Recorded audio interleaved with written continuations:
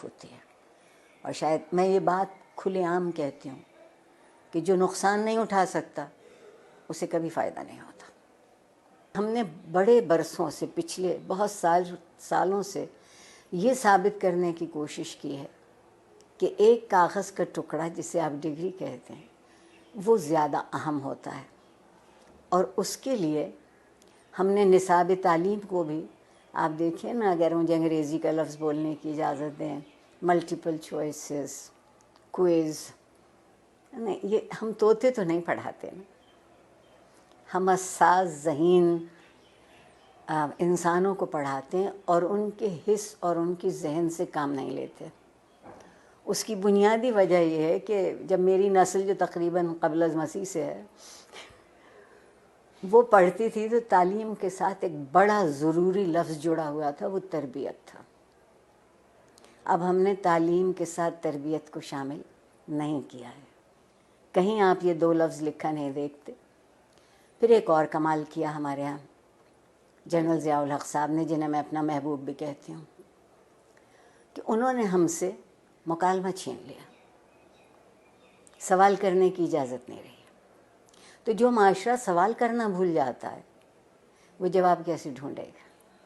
اور ڈگری ہمارے ہاتھ میں دی گئی کہ ہم ایک اچھا روزگار تلاش کرتے. میں کہتے کہتے مر جاؤں گی کہ زندگی کو روزگار چاہیے ہوتا ہے، روزگار کو زندگی نہیں چاہیے ہوتی. ہم کندھوں کا بوجھ بڑھا رہے ہیں، ہم ذہن کو وسیع نہیں کر رہے، کشادہ نہیں کر رہے. استاد کو اجازت نہیں ہے کہ جو کتاب اس کے ہاتھ میں ہے اس کے علاوہ وہ کچھ کہہ سکے کہ کہیں اور سے پڑھا ہو. ٹھیک. پھر جو آپ کے یہاں مذہب کی دخل در اندازی ہوئی، زندگی کے سارے خواب 70 حوروں سے منسوب ہو گئے. 70 حوروں سے منسوب ہو گئے. آپ کہتی ہیں کہ جستجو کی ضرورت ہے، آپ کے وزیر اعظم کہتے ہیں کہ سکون تو قبر میں ملے گا. تو جو اس سکون کی تلاش میں، وہ جستجو کیوں کرے گا؟ بیٹھے بیٹھے انتظار کرے گا. ہمارے یہاں پیمانے بدلتے ہیں، ہمارے یہاں معیار بدلتے ہیں. اور جس معاشرے میں انصاف نہیں ہوتا وقت کی مصلحت ہوتی ہے. اور جس معاشرے میں ہر کوئی ریاست کا شہری نہیں ہوتا اور اس کے حق برابر نہیں ہوتے کیونکہ اس کا رنگ یا اس کی نسل یا اس کا عقیدہ یا اس کی زبان ہم سے الگ ہے، تو آپ بتائیے وہاں لوگ ڈھنگ کی زندگی کیسے گزاریں گے؟ اور سوشل میڈیا، اگر آپ مجھ سے پوچھیں تو بندر کے ہاتھ ادرک آئی ہے.